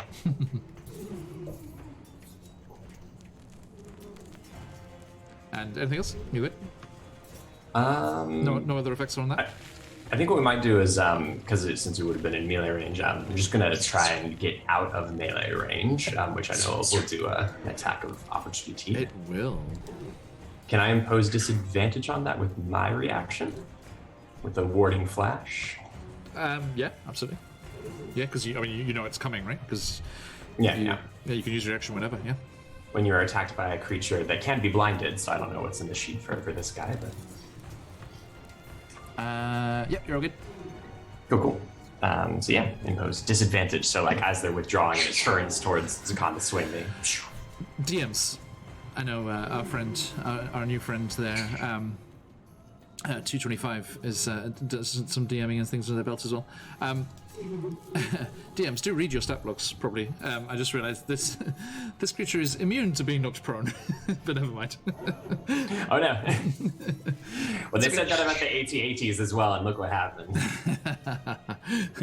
All right. Okay.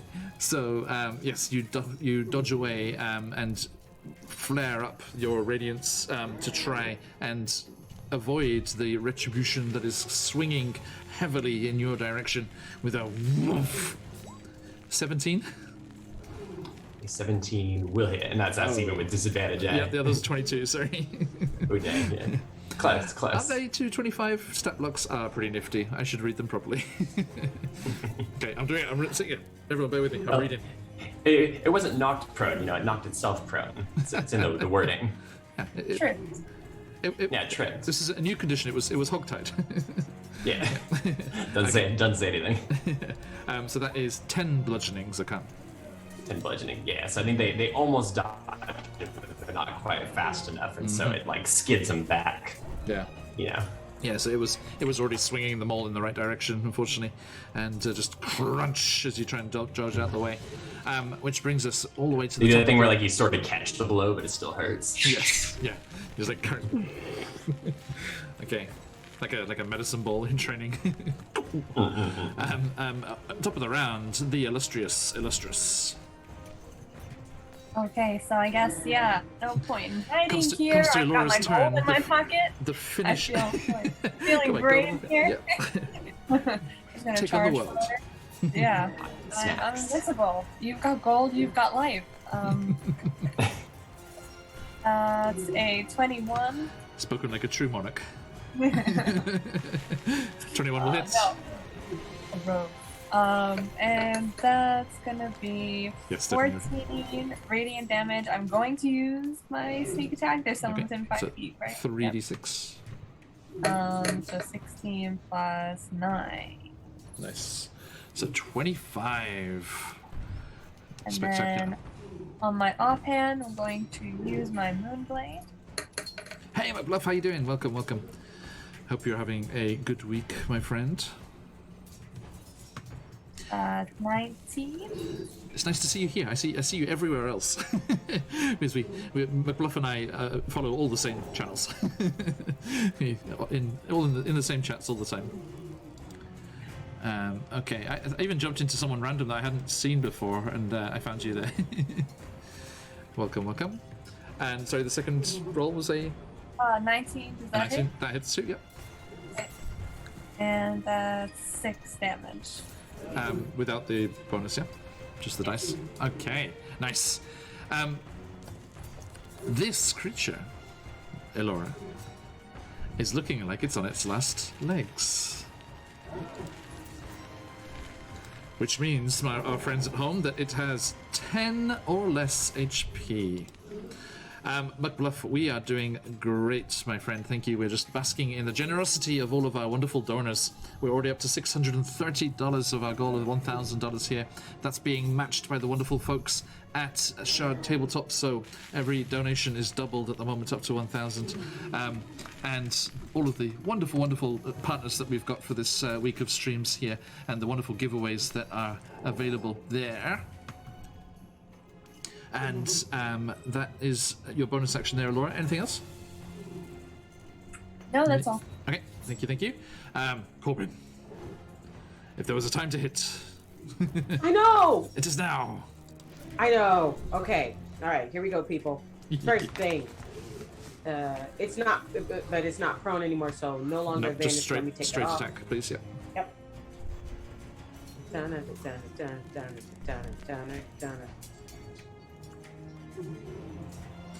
McBluff, they are being attacked by a corrupted earth elemental in Blingden Stone in the Underdark.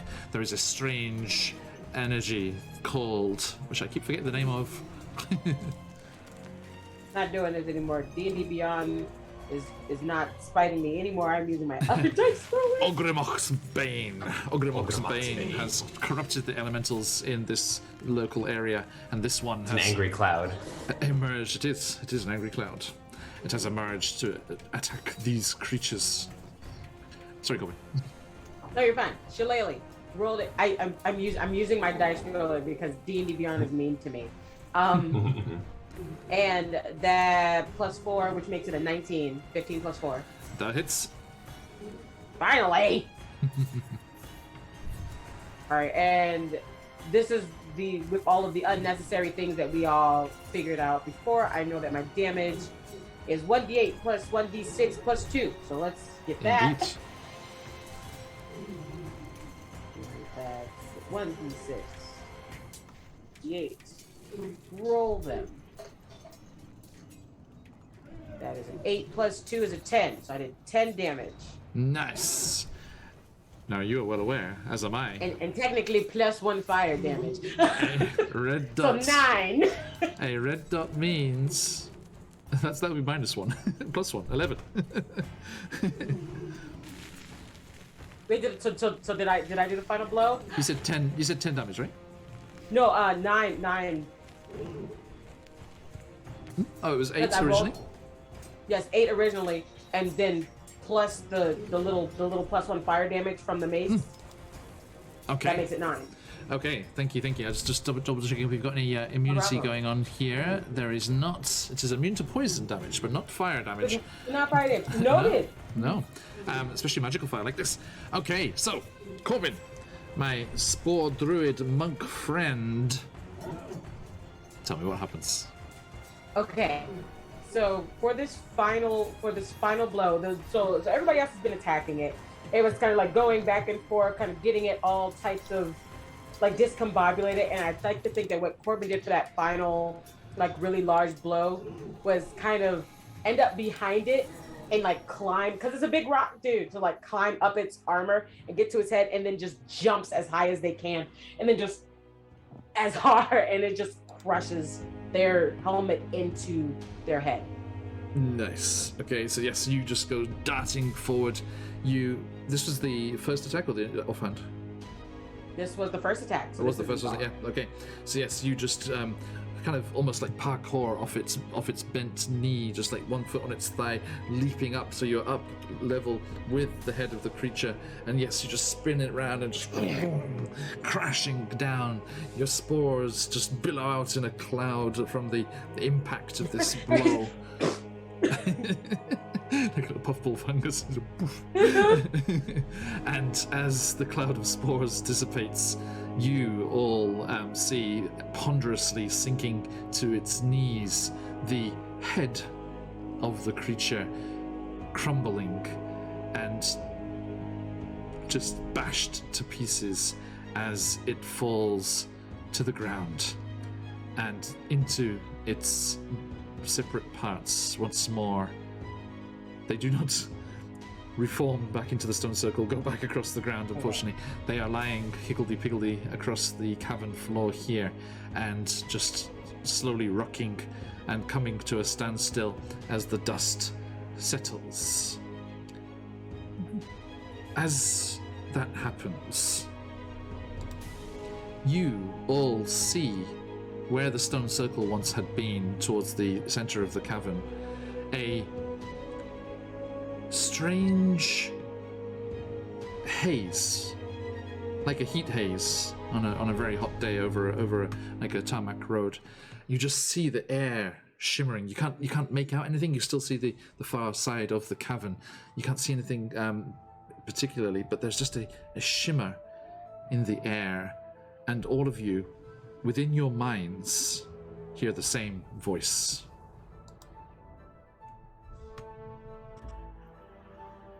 This place is not yours, as it is not theirs. I claim the earth. I claim the stones. All that I see, all of this area belongs to Agrippina. Gesundheit. And with a shimmering of the air, it dissipates, and you are left alone.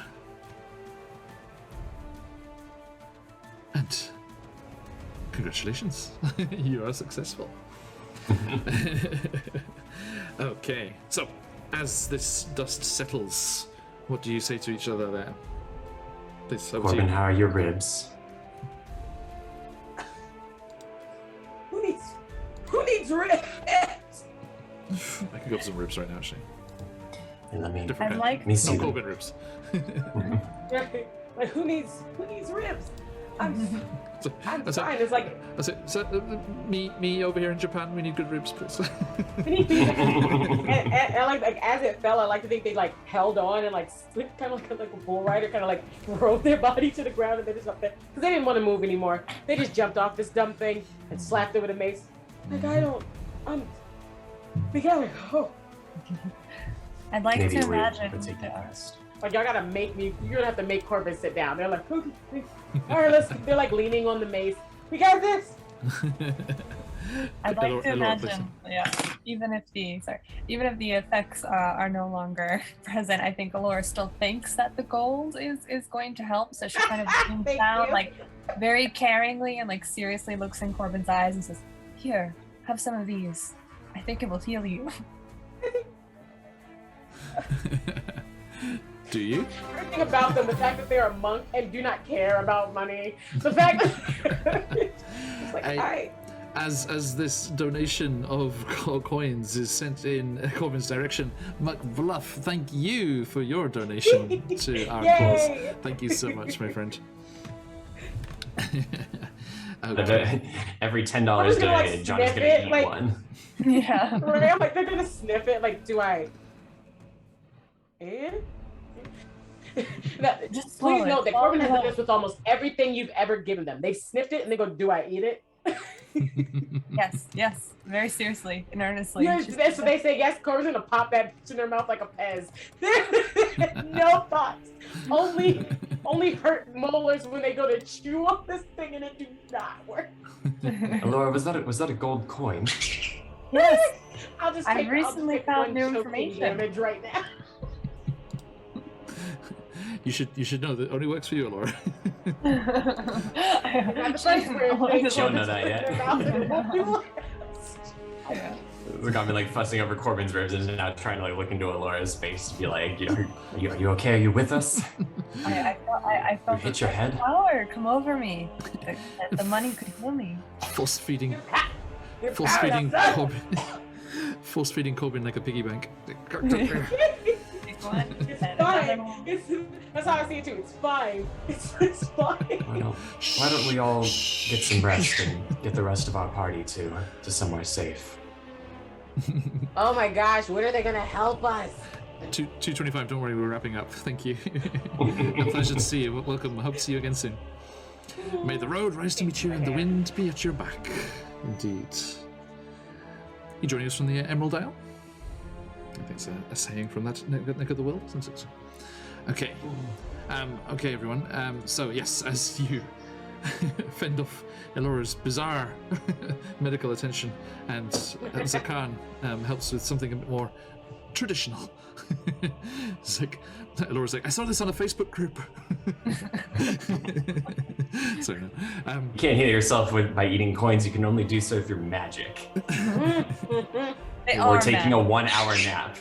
We're taking a 1 hour nap. Well, we can take a nap, but 2:25. Oh yes, I mean. Okay, thank you, she everyone. lays on the rock giant's like torso. Okay, I'll take a nap right here. All right, everybody. Jim Jar has a place where you can Yes, indeed. So we will Very discover just where Jim Jar has for you, and we shall meet the illustrious leader of Blingdenstone, as well as hopefully dealing with the reconsecration of the Sverfneblin Temple in the no-go zone, as we return to the Underdark next time. Yes, am I right? We do have one more, don't we? Yes. Yeah, that's right. We're doing the 22nd. 20. Is it 20 seconds okay, right? Yeah, Was it 22nd is next Wednesday. Oh, 22nd for you. 22nd for those guys, yeah. Yeah. Yeah, you okay for the 22nd? Excellent, excellent. Yes, indeed. Okay, great. And that will be our last one for this year as we into the Underdark there. All the various things. Okay, so a massive thank you, everyone. Thank you for the follows, the subscriptions, the donations. Most of all, thank you very, very much. I hope you're able to join us for the rest of our streams we still have 5 more to go. Join us, McBluff, we've got some exciting news. Join us as we head into Ravenloft later today. Tomorrow we'll be in the Witchlight Carnival, and then later on across Incha Center on the Sea of Fallen Stars. Then, Friday evening or Saturday, depending where you are, we have one-shot roulette with Dead Aussie Gamer and Quincy's Tavern. A new good friend, Quincy's Tavern, will be joining us there, and then that'll bring us around to Candlekeep Mysteries with Cousin Daisy. Nice to see you and chat, my friends, and we'll see you all very, very soon. A quick hi, hello to Culprit joining us there. Thank you. Sorry, we are rounding things up here, but pleasure to have you regardless. Everyone, please, if you are able, as I said, do donate generously, or as much as you're able. Every little counts. Every $5 will get you a ticket into a massive giveaway from CZRPG, Arcane Library, Shah Tabletop, World Anvil, and Phoenix Dice. Lots and lots of very generous things that are available for you to get your hands on if you are able to join with a donation to the Red Cross in Kentucky that we are helping out with their aid efforts, the disaster relief that they are doing. Now, thank you, McBluff. Always a pleasure, my friend. Okay, that is all we have time for, I'm afraid, but we will see you all very, very soon. Head on over to the channel page and see the schedule there for figuring out all the wonderful things that are happening and coming up soon. But until then, stick around for the raid if you've got them. Let those phoenixes fly. Thank you all so much, and as we like to say around these parts. Take it easy, everyone. Thank you.